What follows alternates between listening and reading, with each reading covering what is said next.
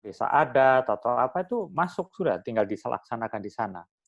Tapi sekali lagi bahwa yang terjadi adalah bahwa khusus saya bicara mengenai pesisir-pesisir di Sumba ini yang juga banyak pesisir terkait dengan budaya, misalnya saya ambil contoh di Kodi itu di Kampung Ratenggaro, lalu di agak ke barat di Laura itu adalah Kampung Oro, lalu juga di tempat-tempat lain, maka yang terjadi adalah bahwa Pemda sendiri dari keempat Pemda ini tidak memberikan apa ya istilahnya pelindungan atau dukungan atau dorongan untuk bagaimana mereka bisa maju di situ sehingga pariwisata tidak lagi kemudian akan mengorbankan soal apa namanya budayanya atau ininya tidak ada lagi. Jadi semuanya bisa berjalan baik di sana. Ya.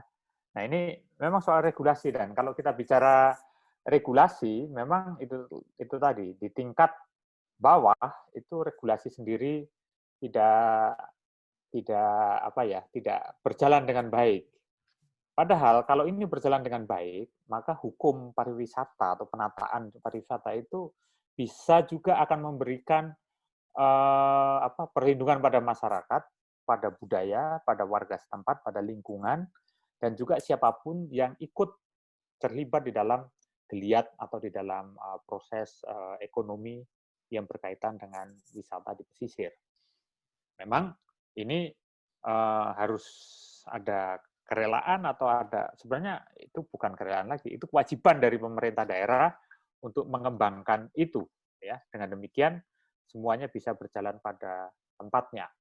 Lalu mengenai apa tadi yang juga disinggung oleh Bu Vincent mengenai ya kalau kita siap harus bisa bahasa Inggris dan sebagainya. Semuanya itu baik menurut saya, tidak ada masalah dengan hal itu. Misalnya kalau di Sumba kita punya Sumba Hospitality Foundation yang memberi pelatihan kepada anak-anak muda dalam hal perhotelan dan sebagainya, itu baik-baik saja, ya tidak ada masalah dan itu bagus. Hanya yang kita mau tekankan di sini adalah kita mau mendidik kelas pekerja saja atau memang kita mau berdaulat di atas tempat kita sendiri, di atas budaya sendiri. Jadi dua-duanya ini harus masuk, ya. Jadi harus saling mendukung dan kemudian kita bisa sungguh-sungguh mengalami bahwa pariwisata kalau itu memang terjadi dan itu memang sudah terjadi itu menjadi bukan sesuatu yang menyingkirkan salah satu aspek itu, tetapi merangkum keseluruhan. Jadi pendekatan pariwisata harus pendekatan yang sangat holistik, seluruhnya bisa mengalami dengan baik, memetik manfaatnya, siapapun itu yang terlibat di sana. Dan tentu saja memetik manfaatnya yaitu juga termasuk generasi mendatang. Artinya itu yang berkelanjutan.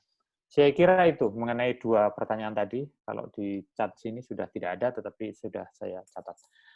Saya kira itu tanggapan saya dan ini. Ya, terima kasih. Terima kasih buat Kak Romo, terima kasih juga buat Kak Umbu Dedi yang sudah memaparkan. Dan mungkin ada tanggapan dari Bang Sabinus Namokodo.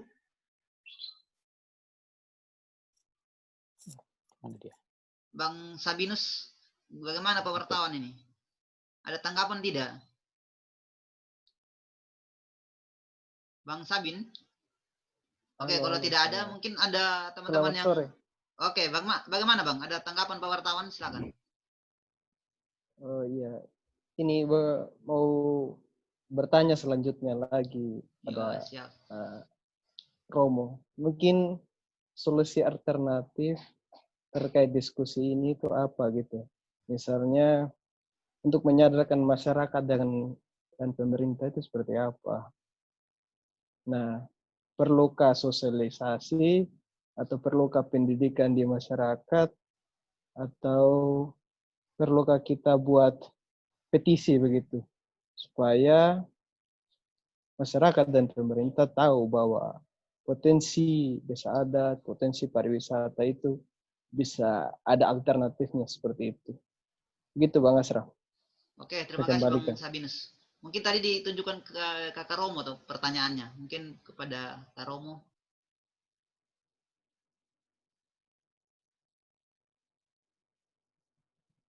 Halo. Oh, Ya, baik. Selama ini yang kami sudah lakukan memang semuanya berbau edukasi atau literasi dalam hal pariwisata yang berkelanjutan dan berbasis masyarakat. Itu literasi, bukan hanya edukasi saja. Dan ini ditujukan pada semua pihak.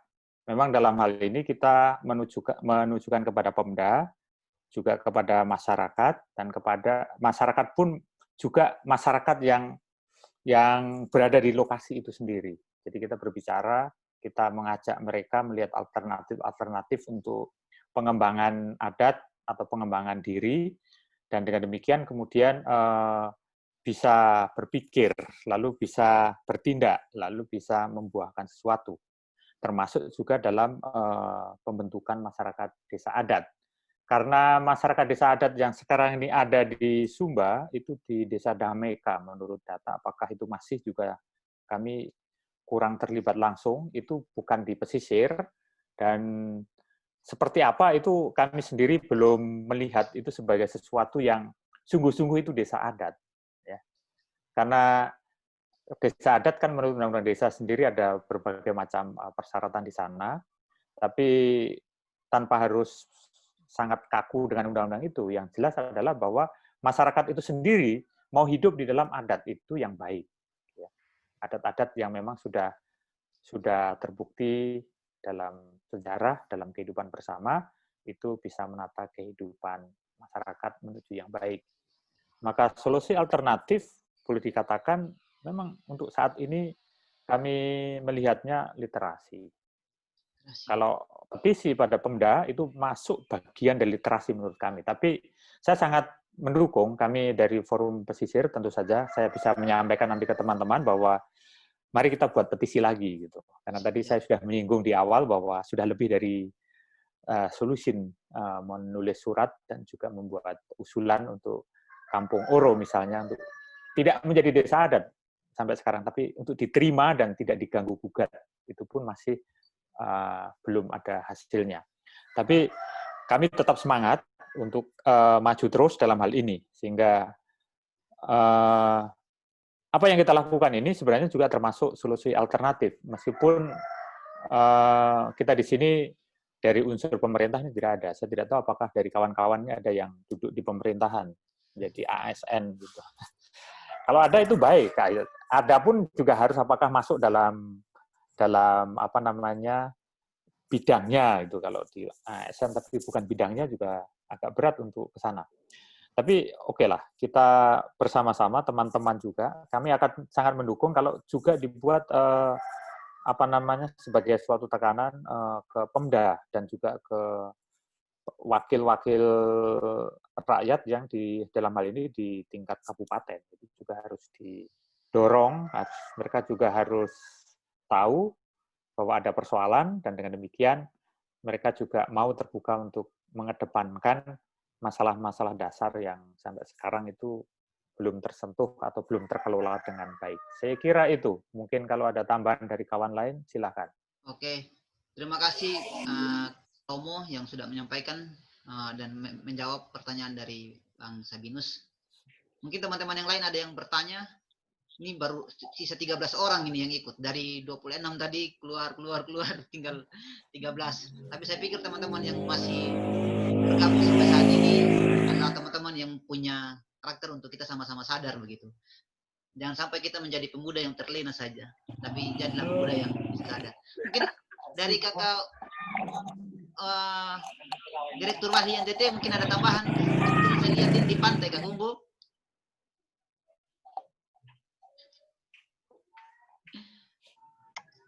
Pantai. Oke Kak Gumbo, bagaimana? Mungkin ada tambahan Kak Gumbo. Hah? Mungkin ada apa masukan begitu bagi pemuda-pemuda ini? Ya, mungkin saya sedikit ya. Iya Kak Gumbo.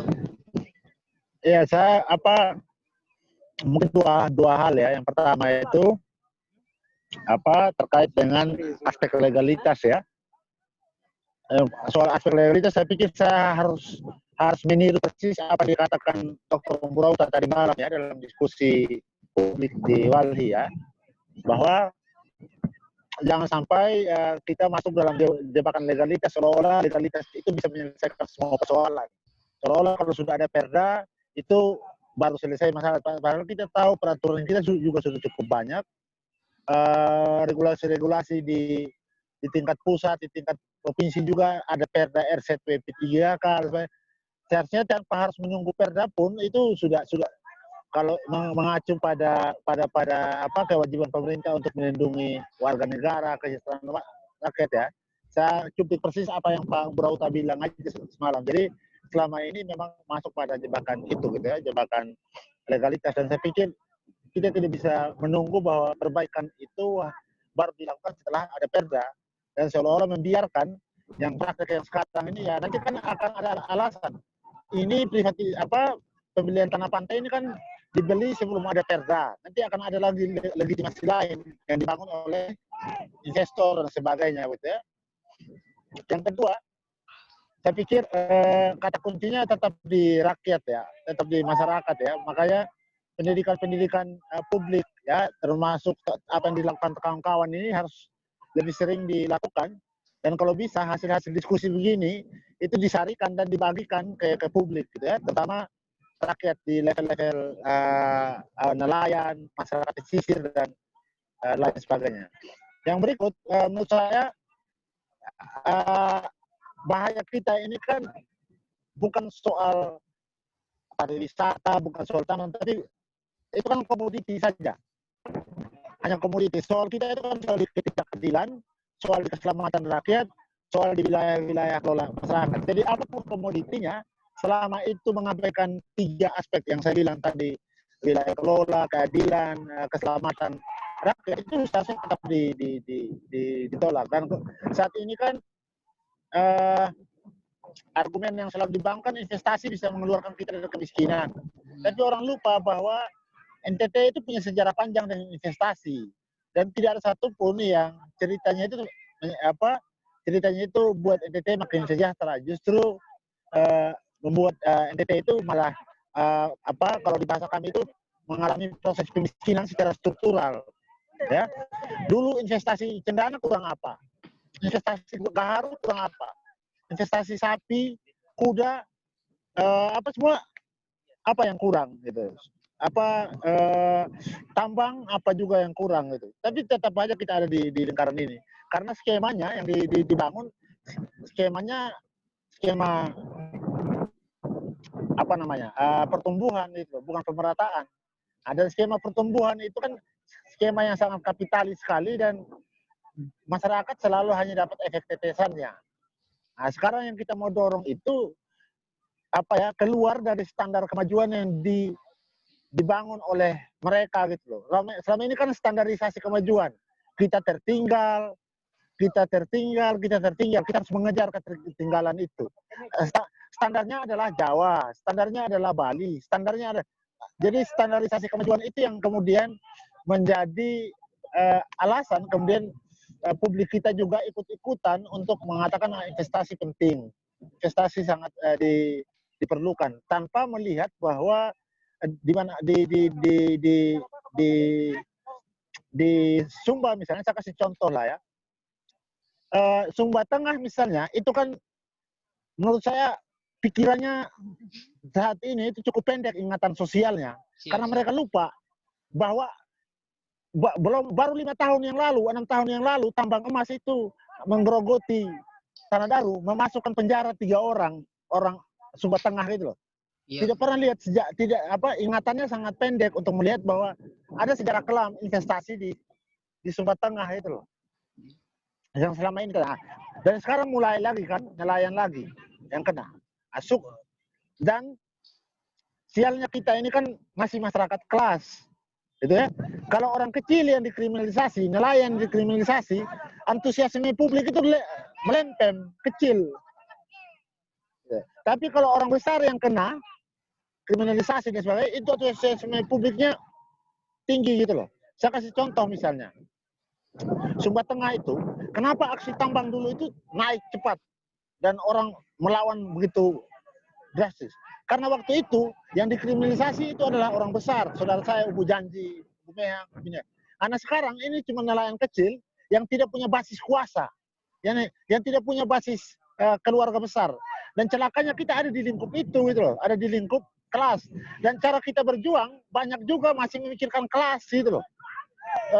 Tidak enak melawan ini kok, saya punya om, punya om. Saya tidak enak melawan ini kok, ini saya punya. Nah, kalau pakai pertimbangan semua begitu, Sumba Tengah bersaudara semua. Itu loh. Apa pertimbangan kelasnya itu dipakai itu loh. Tidak lagi pada ranah bahwa ini soal rakyat punya mekanisme mengontrol negara. Negara itu adalah pemerintah. Di adat oke kita bersaudara. Di tikar kita boleh bersaudara itu. Di rumah kita bersaudara. Tapi urusan pemerintahan ini adalah urusan rakyat dan pemerintahnya. Saya pikir penting juga untuk kita memulihkan kembali ingatan sosial kita tentang peristiwa beberapa tahun lalu. Jangan lupa loh, salah satu kenapa saya sangat menghormati Umbu Bintang, karena dia meneteskan air mata dan minta maaf karena telah mengizinkan izin tambang saat itu gitu. Dan saya saksinya, dia meneteskan air mata di kantor burung Indonesia. Dan kita butuh pemimpin yang rendah hati seperti itu gitu loh. Pemimpin yang mengakui kesalahannya, bahwa dia tidak mampu melindungi warganya. Nah, ingatan-ingatan ini di belakang ini harus dipulihkan kembali ke publik, disampaikan ke publik bahwa ini loh soalnya. Apapun soal yang terjadi di Timur Tengah, tagihan kita harus tetap ke pemerintah. Gitu. Saya kasih contoh misalnya, bagaimana mungkin pemerintah tidak hadir dalam situasi orang kaya raya dari Jakarta terdidik bernegosiasi langsung dengan nelayan miskin tidak terdidik, tidak imbang cara berpikirnya. Tidak imbang cara kalkulasi ekonominya. Seharusnya pemerintah yang ada di tengah untuk menjadi katalisatornya, fasilitatornya. Lu jangan tipu beta masyarakat, NJOP ini tanah, begini. Karena ini tidak ada. Justru pemerintah menggunakan item hak asasi manusia, mengatakan itu kan hak asasi manusia untuk jual tanah dan sebagainya. Tanpa melakukan proteksi begitu. Menurut saya tidak terlalu banyak berharap dengan pemerintah. Sejujurnya, saya lebih banyak berharap pada gerakan-gerakan rakyat dan kepentingan kita dan diskusi-diskusi seperti ini adalah penguatan-penguatan pengetahuan warga, mengorganisir warga agar warga punya kemampuan daya tolak di level kampungnya masing-masing. Itu ada yang saya bisa tambahkan. Terima kasih. Oke, terima kasih Kakak Umbu Wulang selaku Direktur Wahli NTT. Terima kasih sudah berbagi. Dan ya waktu kita cuman tinggal berapa menit lagi ya, 28 menit lagi.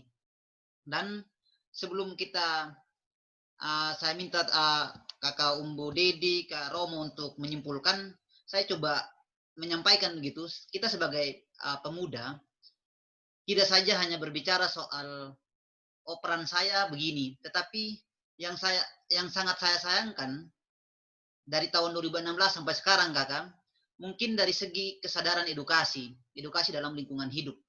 Kita selalu berpatokan bahwa lingkungan hidup itu, ya mari kita jadikan pariwisata untuk keindahan, tetapi kita tidak tahu dampak ke depannya itu seperti apa begitu. Yang selama ini masyarakat rasakan itu adalah kesadaran edukasi dari tokoh-tokoh muda sebenarnya. Dan forum-forum kecil yang seperti inilah yang kita butuhkan. Supaya kita memberikan edukasi, supaya masyarakat juga sadar begitu. Tetapi kalau misalkan apabila kita masih tetap dengan egonya masing-masing, maka saya rasa tidak akan pernah ada perubahan begitu. Saya sedikit bertanya kepada Kakak Romo sama Kakak Umbu Dedi. Kebetulan ya saya mempunyai pengalaman yang sangat sadis lah begitu. Saya alumni pelayaran sebenarnya, tapi karena saya kuliah ambil S1 komunikasi jadi berbeda jauh. Sebenarnya tentang hukum-hukum kelautan, pesisir pantai, atau tentang batas-batas zona ekonomi, sebenarnya saya pelajari ketika saya di pelayaran, tapi karena S1 saya adalah komunikasi dan saya belajar komunikasi sebenarnya. Makanya saya perlu sampaikan bahwa di tahun 2016 itu di Sumba Tengah itu ada faktor yang sangat fundamental sebenarnya. Yang pertama pengukuran pantai di pesisir Kecamatan Ngomboro dan di Kecamatan Umburatunggai khususnya di pesisir pantai utara lah. Itu ada namanya pengukuran pantai yang tidak terverifikasi oleh pemerintah desa setempat, tidak disampaikan, tetapi ada regulasi yang muncul dari Kabupaten Sumba Tengah misalkan, dari pertanahan itu mengukur secara diam-diam dengan menggunakan drone. Tapi ketika sertifikatnya dibagi, sertifikat pengukuran tanah itu dibagi diadakan pada tahun 2016. Sertifikatnya dibagikan di tahun 2020, bayangkan. Bulan Januari kemarin baru dibagikan. Dan yang paling fatal adalah ketika sertifikatnya itu dibagi, yang notabene-nya adalah masyarakat perikanan atau yang pesisir pantai yang mendapatkan sertifikat, malah yang terlibat di dalamnya adalah faktor-faktor pemerintah yang punya kuasa tertinggi di kecamatan atau di kabupaten yang memiliki nama. Maka itu yang menjadi kejanggalan. Terus yang kedua, ketika saya mendapatkan data kemarin dari teman-teman di sana, ada beberapa nama yang saat ini misalkan yang sudah terdaftar, yang pasang iklan di properti jual beli tanah dari investor. Malah orang-orang yang kita anggap sebagai yang punya kuasa di situ untuk memberikan edukasi, malah nama-nama itu yang terlibat begitu, Kakak. Maka saya perlu apa yang harus kita perkuat? Apakah hanya kita masih mengharapkan pemerintah sebagai pemangku kebijakan yang notabene-nya saat ini tidak lagi kita percaya begitu? Tetapi kembali lagi, kita sebagai kaum muda, kita juga harus memberikan edukasi begitu. Pertanyaan saya, bagaimana dari kakak berdua, dari Kak Romo dan dari Kakak Umbu Dedi, selama ini misalnya kami mengadvokasi suatu kebijakan pesisir pantai atau terkait perizinan pariwisata, apa sih yang menjadi kendala begitu kepada masyarakat dan kepada pemangku kebijakan begitu, Kakak? Mungkin saya langsung saja kepada Kakak Romo atau Kakak Dedi begitu. Selamat sore. Maaf, saya bisa langsung berbicara. Mohon izin kepada Pak Moderator dan kepada kawan-kawan semua. Ayo Kakak, silakan Kak. Salam kenal, saya Gatot. Sekarang domisili ada di Wahibur, Sumba Tengah. Nah, saya terpaksa meminta berbicara, mohon izin karena saya tadi mendengar Pak Moderator mengatakan kita hanya punya waktu tinggal sedikit saja. Iya Kakak, silakan.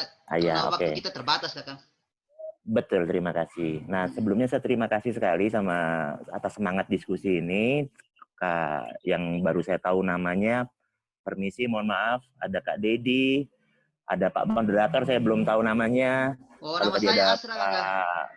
Pak Asra ya, salam kenal Pak Asra, saya Gatot. Lalu kemudian ada Umbu Wulang tadi, lalu kemudian ada Kak Romo, tadi Pak Moderator bilang, Pak Romo Narto kalau nggak salah ya. Nah ini, sebelumnya saya terima kasih sekali, karena sudah mau memperhatikan tentang keberadaan posisi pesisir pantai, kondisinya, sirkumstansinya di wilayah pantai selatan Sumba Tengah. Dari yang saya ikuti selama ini, saya langsung saja Pak Moderator, bahwa tadi langsung bicara tentang advokasi. Dari semenjak tahun 2015-2016 kemarin, saya menemani Pak Eja, Pak Pua Anawoya, yang di Pantai Aili itu untuk melakukan persidangan di wilayah PN Waikabubak. Saya kebetulan ikut beberapa kali persidangan.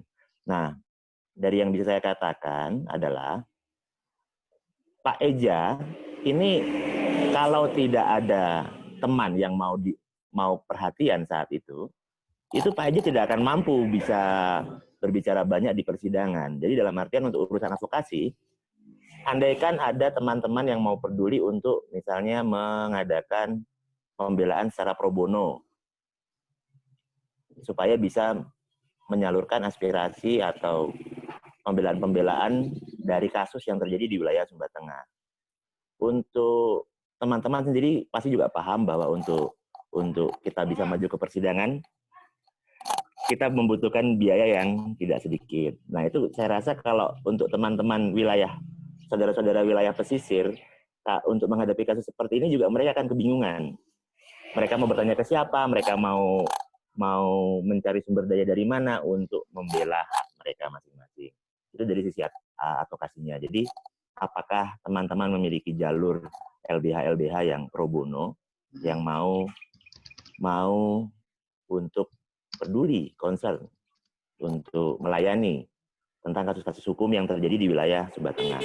Nah ini saya bertanya seperti ini karena saya sudah melakukan proses pendampingan atau menemani Pak Eja dalam rangka menuntut keadilan di Pengadilan Negeri di Waikabubak. Nah, untuk advokasinya seperti itu, dan ada beberapa hal yang lain sebenarnya yang ingin saya sampaikan, tapi saya rasa ini bisa menjadi hal yang sangat panjang. Nah, untuk itu terima kasih sekali, karena saya ulangi lagi, terima kasih sekali. Diskusi seperti ini sungguh menimbulkan semangat dalam diri saya, bahwa saya tidak sendirian begitu dalam memperhatikan atau bekerja atau bergerak di wilayah pesisir. Untuk itu kembali saya salam kenal dan terima kasih. Oke, Sekian, terima Pak kasih Moderator. Bang Gatot sudah menyampaikan bahwa kan masih ada teman yang peduli begitu. Dan terima kasih sekali Kakak sudah menanyakan, bahkan sudah sharing begitu. Mungkin langsung saja di Kakak Umbu Dedi atau Kak Romo begitu, karena Kak Gatot tadi sudah menyampaikan bahwa masih ada sih yang sadar. Mungkin komunikasi kita yang terbatas, tapi dengan ruang diskusi ini mungkin komunikasi kita akan semakin erat begitu. Silakan Kakak. Romo soal. Oh, baru saya unmute. Siap. Bagaimana? Saya dulu, Bang Dedi. Oke. Baik, sebenarnya singkat saja. Kalau soal kepariwisataan itu, kita kembali ke dasarnya. Yang penting adalah manusianya. Ya, itu yang harus kita ini. Dan kalau itu memang manusianya, maka kita bicara seperti yang disampaikan tadi oleh juga Umbu Wulang, diingatkan lagi, maka di sana kita bicara manusia secara utuh. Dan itu memang menyangkut kapasitas, keadilan, dan juga keberlanjutan dalam membangun manusia. Manusia dalam hal ini adalah masyarakat. Maka siapa yang harus mengelola ini dan membangun dan sebagainya, kembali ke masyarakat. Jadi semuanya harus berbasis masyarakat dan semuanya harus menyejahterakan masyarakat. Di dalam hal ini, kalau kita membicarakan mengenai masyarakat pesisir, pembangunan masyarakat pesisir, maka disitulah masyarakat yang harus berdaya, yang harus membangun dirinya sendiri juga. Dan itu memang juga perlu melibatkan semua pihak, mulai dari pemerintah, mulai dari kita semua, dan itu memperhatikan itu dan terlibat. Dan berkaitan dengan tadi yang disinggung Mas Gatot, ya, kami mengetahui Pak Eja ini agak terlambat waktu itu, karena mungkin kurang dikenal atau bagaimana.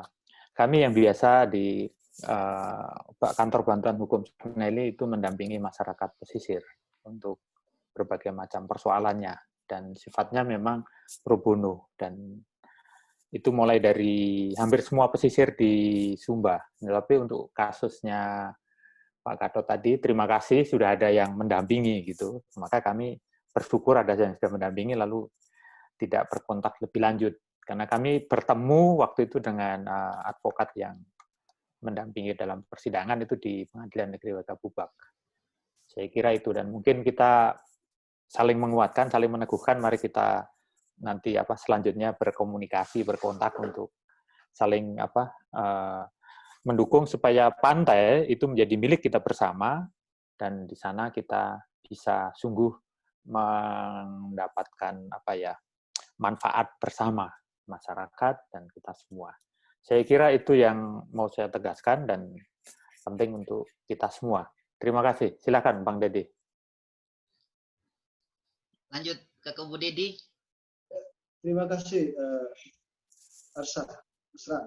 Jadi tadi Arsa minta untuk waktu dan apa sebagainya sudah mau habis, jadi saya mau menyimpulkan sedikit saja bahwa konteks pembangunan saat ini di Pulau Sumba, bagi saya hal prinsip adalah pembangunan itu harus benar-benar memanusiakan manusia.